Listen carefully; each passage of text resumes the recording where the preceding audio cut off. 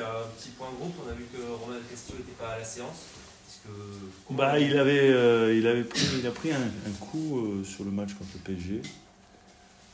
Il a contré le ballon, il s'est fait un petit étirement du ligament latéral interne. Ça le faisait encore un peu souffrir pour le match de coupe. Donc c'est pour ça que je n'ai pas pris de risque. Et là, on l'a envoyé quand même faire une IRM. Mais bon, on attend les résultats et puis on verra par rapport à ça, quoi. C'est où le coup exactement? Au genou, ligament latéral interne. Tu sais quand on fait la passe comme ça du pied, c'est là où tu mets le ligament latéral interne. Ok. Contre le PSG donc c'était un coup. Ouais. Et pour le reste du groupe, sinon tout le monde est... Pour le reste du groupe, tout le monde est sélectionnable, on va dire, à part Loco, Amavi, Martin, et c'est tout, je crois. Jeunesse, quand même, commence à reprendre. Il commence à reprendre, ouais, à faire des entraînements, comment on appelle ça, raisonnés, avec un peu l'échauffement et choses comme ça, et puis voilà, peut-être à partir de la semaine prochaine, il fera un entraînement complet, quoi, avec le groupe. Romain est forfait pour demain ou t'attends encore? Non, j'attends encore. Pour Romain, en fait, du coup, c'était minime, cette petite... Ouais, non, c'est un petit peu mal des fois derrière le genou, lui, c'est le poplité. Il a un petit kiss, donc des fois qu'il se réveille et qu'il le gêne, mais il a voulu s'entraîner dès le lendemain du match, donc ça a l'air d'aller. Vous avez pris personne en plus avec sur le mercato, on a parlé de 3 semaines sur le côté, sur les blessés aussi. On a pris un joueur. Oui, mais sur la deux. fin des... Justin 2 joueurs. Si vous n'êtes pas au courant... Ah, Bidou. On l'a vu quand? Lundi, il était là. Non? Il n'y a pas le visa encore, là. Faut pas être là, quoi. Quoi, tu t'es trompé, t'as vu un gamin qui allait à l'école? Pas du tout. À côté, là, c'est vrai qu'il n'est pas très grand, mais... Non. Non, il n'est pas là. Il n'est pas là. Il a besoin d'avoir, je pense, une semaine, 10 jours pour avoir son visa et pour pouvoir venir. Non, on a pris un Midou, oui. Non, mais quand on évoquait le Pires Bidou en milieu de terrain et Joss Martin, milieu de terrain, c'est bon, t'estimes avoir... Ouais, enfin, en espérant que ça aille bien pour les deux, mais c'est vrai que ça donne un peu plus de solutions, quoi. Donc, on a fait le pari, effectivement, de rester comme ça. Maintenant, on verra bien. C'est que l'avenir qui nous dira. J'espère qu'on a eu notre lot de blessés, quand même. Ça va peut-être s'arrêter. Autant l'année dernière, on a été assez protégés, à part les 4 derniers matchs, autant cette année. On a été à flux tendu là, pendant quelques semaines, là, sur les 2-3 derniers mois, donc j'espère que ça sera un peu plus tranquille pour la fin du championnat. Tu parlais d'Amidou Makalou, est-ce que tu peux nous parler un peu du joueur? Comment tu l'as découvert? Il a été élu, je crois, deuxième meilleur joueur du mondial des U17.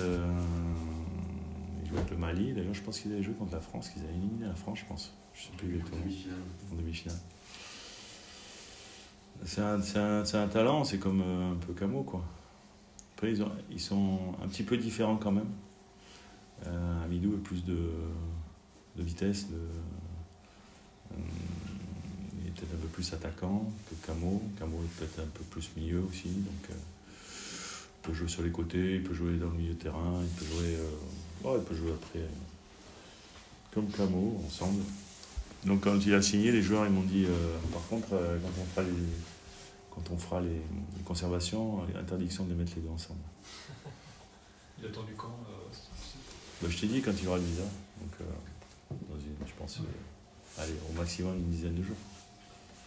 Comment tu comptes l'utiliser? Enfin, il va être progressivement intégré, tu comptes sur lui d'ici la fin de la saison ou c'est un peu de... Comme tous les autres. Hein. Quand il sera dans l'effectif, on regardera les entraînements et puis il sera amené à participer ou pas. On verra son acclimatation aussi. C'est jamais simple quand tu débarques dans un nouveau club, en plus du pays. Voilà. Pour un Malien, arriver à Brest en hiver, c'est pas la meilleure des saisons non plus. Donc voilà. Mais après, bon, quand il est passé 10 jours avec nous, il était à l'aise. Hein, il était bien, donc il n'y a pas de souci. La qualité, c'est... Quand il y a la qualité, en général, tout va bien. Pour parler un petit peu du match de demain, je ne sais pas si tu as vu la conférence de presse d'Antoine Comboiré hier, il a dit que ça le bassinait. de jouer contre Brest. Ouais. C'est un peu comme jouer avec le PSG, j'ai l'impression qu'il n'en peut plus de jouer contre Brest. Je sais pas si tu as vu. Non, on adore le PSG. On adore. Tu as toujours envie de te confronter au meilleur. Après, Antoine, j'ai une question pour vous.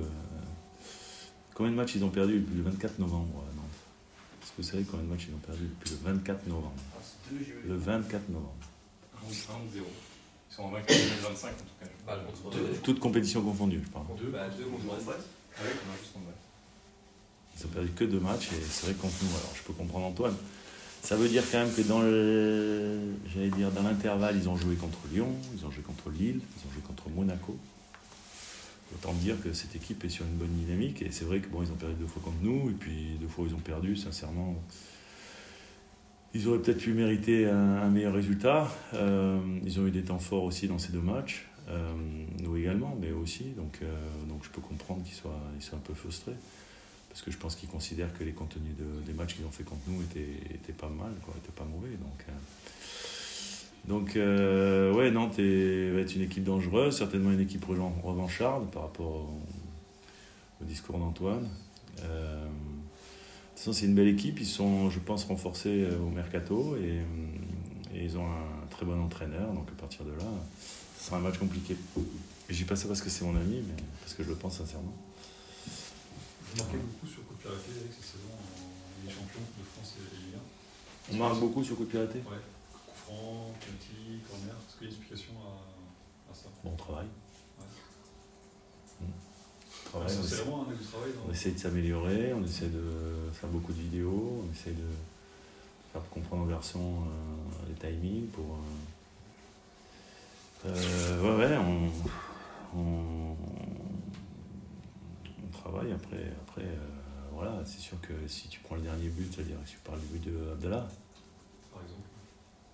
bon, on peut pas dire que ça s'était forcément travaillé, quoi. Cette reprise au deuxième poteau, un peu à la Zlatan, c'était un peu un Zlatan Sima, donc il faut aussi le talent du joueur, le bon tireur, mais c'est vrai que dans ce cadre-là, sur ce but-là, tu as un bon tireur et tu as un bon finisseur avec un but qui est assez extraordinaire. C'est vrai que ça aurait été Zlatan qui aurait marqué ce but-là, je pense qu'on en aurait parlé pendant 3 jours. Donc toutes les rédactions et partout. Bon là c'est Abdallah Sima, donc ça ne fait pas beaucoup d'écho, mais c'est vrai que c'est un but quand même assez fantastique, quoi. On en a parlé beaucoup. Vous, oui. Mais bon, nous entre nous, dans le Finistère, mais bon, c'est vrai que ça méritait d'être un écho plus large au niveau international. Pour revenir à la question, c'est vrai qu'il y a des clubs, des coachs qui ne s'intéressent pas forcément au coup de pied arrêté. Vous travaillez vraiment en entraînement, il y a quelqu'un, c'est Bruno qui je crois qui... Ouais, Bruno s'occupe de ça, et de l'animation off et de l'animation def. Ouais, effectivement. Et puis, alors malheureusement, on n'est pas staffé comme certains clubs, mais il y a des clubs maintenant qui ont des spécialistes, vraiment, et Arsenal notamment, et on voit le nombre de buts qu'Arsenal marque. Donc nous, on essaie de s'inspirer aussi de ce que les autres font, parce qu'on essaie de regarder, et puis on essaie d'après trouver les meilleures solutions. Mais bon, c'est aujourd'hui, je pense, un secteur de jeu qui est vraiment décisif, parce qu'il y a des matchs vraiment qui se décantent sur coup de pied arrêté, quoi. Et Arsenal, je ne sais pas combien ils ont gagné les matchs PLV dans ce coup de pied arrêté, mais je pense que c'est plus de la moitié, quoi. Donc voilà, et après c'est paradoxal, mais tu marques un but sur coup de pied arrêté, tu mènes à 0, puis tu marques le deuxième en deuxième période, on va dire que tu as un super match, alors qu'en fait c'est un coup de pied arrêté qui t'a débloqué la situation, quoi. Donc il faut toujours bien analyser les contenus, mais il est évident qu'aujourd'hui c'est un secteur de jeu qui est qu'on ne peut pas laisser en tous les cas comme ça, et qu'il faut effectivement travailler et essayer d'améliorer, quoi. Il y a une richesse de tir de frappeurs aussi. On voit Camori, on voit Romain Del Castillo, Mathias, Romain Fer aussi. Ouais, on a 4-5 joueurs qui sont capables effectivement de frapper. C'est important. Après,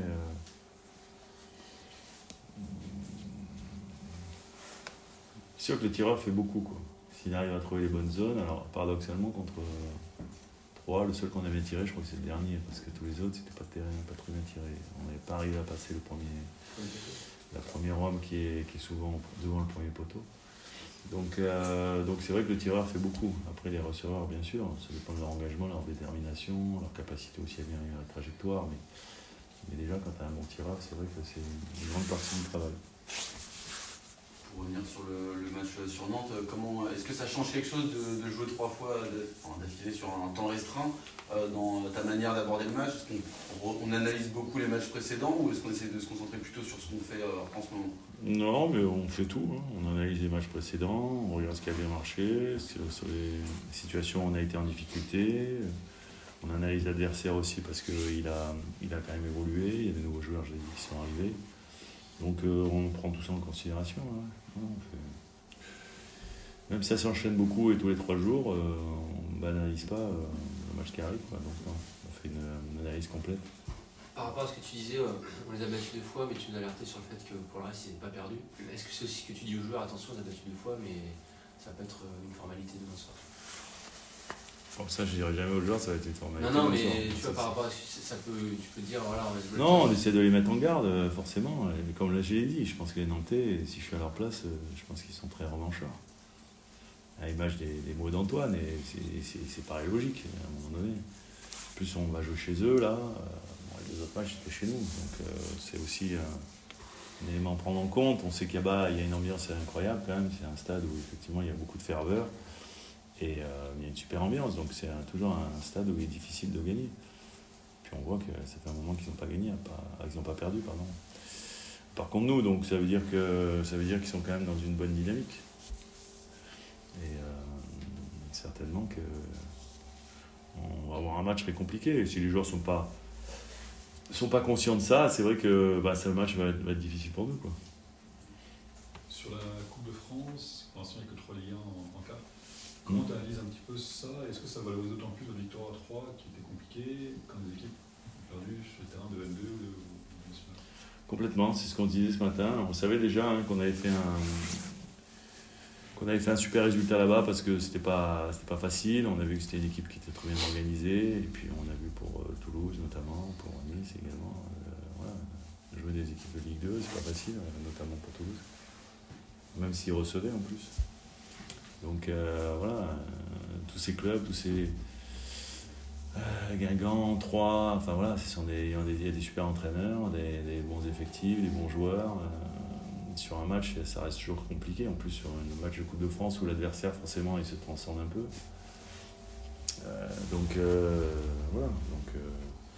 Non, ça valorise dans tous les cas notre qualification. C'est pas quelque chose qu'il fallait banaliser et on est très content d'être au prochain tour. C'était l'objectif de toute façon du match.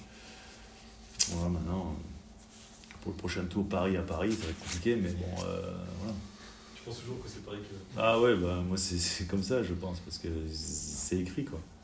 Brest-Guingamp serait pas mal, ça serait mieux, c'est sûr, mais bon, malheureusement, on choisit pas, quoi.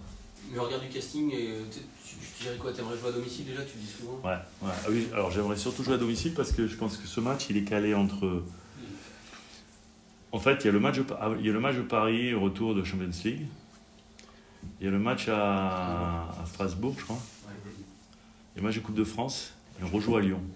Alors imagine, tu en joues en Coupe de France à l'extérieur. Alors là, il y a 4 matchs d'affilée à l'extérieur. J'allais dire, je vais divorcer, non, parce que maintenant je n'est pas là. Mais bon, je vais rendre mon appartement. Ça sert à rien de louer un appartement si t'es jamais là, quoi. Ouais, c'est ça qui t'importe davantage. Non, et puis de toute façon, les voyages, ça fatigue. Hein. On n'a pas parlé de notre voyage à Troyes, mais c'était encore un voyage tempête. On devait atterrir à Troyes, on n'a pas atterri à Troyes parce qu'il y avait du brouillard. On a atterri à Vatry, qui était à 1h. On devait arriver à 11h30 à l'hôtel, on est arrivé à 2h. On a attendu le bus, donc qui nous attendait à Troyes, qui a dû aller à Vatry.